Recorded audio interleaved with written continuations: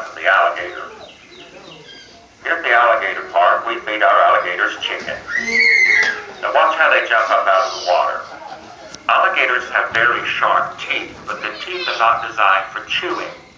Alligators can't chew their food at all.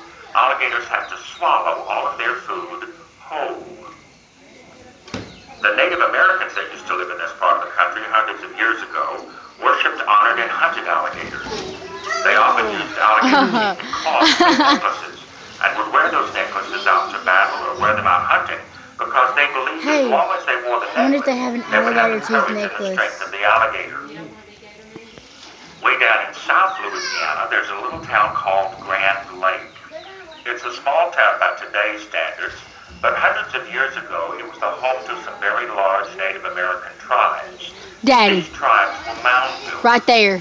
Indian mounds are fairly common in Louisiana, but the mound at Grand Lake is quite Oh. It is shaped like an 800 Holy crap, he was It was huge. used for ceremonies and is still open for the public to see. The American alligator This is lives as far north amazing. as southern Arkansas, as far east as North and South Carolina, as far west as eastern Texas, and in the south, if the state opens onto the Gulf of Mexico, there will be populations of alligators in that state, with more alligators in the state of Florida and Louisiana than any other states in the nation. Wildlife experts estimate that there can be as many as 2.4 million wild alligators in our state. Can you imagine that? That's roughly the population of Houston, Texas. Let's face it, Dude, that thing was huge. Ponds, lake, river, creek, and bayou in the state. I've even seen alligators in some of our bigger potholes. So we have to get used to alligators in Louisiana. So here are some tips for living with these alligators. This is in case you're visiting in one of our lakes or rivers in our state and happen to run across an alligator. Tip number 1. Whatever you do, don't ever feed an alligator. Holy crap. If you're picnicking on one of our lakes or rivers and you see an alligator, don't leave food out for him. Alligators can take care of themselves, and they very quickly learn to associate humans with food. That means if there are ever people around, they'll expect to be fed. That was trying to sum up. If they don't get fed when they think they ought to get fed, you'll end up with what we call a nuisance alligator. They just won't leave people alone. There was a lady who lived just north of here in the little town of Powhatan. They had a large pond in their backyard.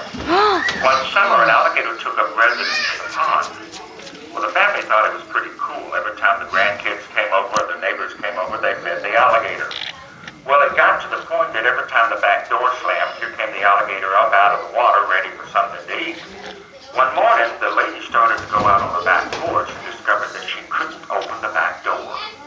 Yeah, the alligator was on the back porch. He climbed up 5 steps and was just laying out there sunning himself. I guess he decided to go where the food was rather than the food come to him. Well, they had to call the Louisiana Department of Wildlife and Fisheries to come get the alligator, but because the alligator had lost his fear of humans, they could not relocate him to another lake in the area, so they had to shoot the gator down. They had to kill him, and that's kind of sad. So whatever you do, don't feed the alligator. It's dangerous for us and definitely dangerous for him. And tip number 2, it's best you just leave an alligator alone altogether. If you see one on the bank of the river or the lake that you're visiting, don't go take a closer look. Nope. Alligators are wild animals and very unpredictable, so it's best you just leave them alone. Let's just put it this way, if that alligator grabs your leg, it ain't going to be your leg no more. When the alligator looks at you, he's only thinking one of 3 things. Food. Actually, that's about all he can think. You see, an alligator's brain is about the size of your thumb. Now, he'll look at you with that little pea brain of his, and he'll say to himself, that's ugly, and I don't want no part of that. Or number 2, he'll look at you with those beady little eyes of his, and he'll say to himself, now I wonder what that would taste like with ketchup. I wonder what that would taste like with ketchup. If it happens to be a redneck alligator, you've got trouble.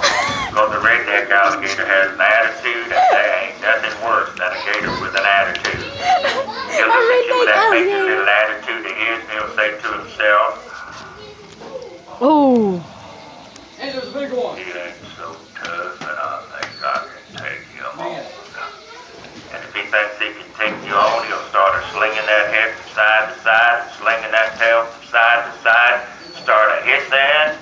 He'll look about like an Yep. 800-pound Sounds like a weenie. redneck. Now you can run, but if that alligator chases you, my money will be on the gator, because for short distances and at a sprint, an alligator can outrun a horse. So I hope you wear your Nikes, and I hope you come to a log you can jump over and he can't. Otherwise, you're going to be about 1 foot shorter than you are right now. Watch how those alligators are swimming. See how they have their head, body, and tail above the surface of the water? They can swim like that, or if they choose, they can drop like a rock to the bottom of the water and walk across the bottom of the lake or the river they live in. Or they can swim between the surface of the water and the bottom of the water, Oh, just I like a missed it. submarine, and Dang it, I looked completely away. undetected. The alligator's tail is very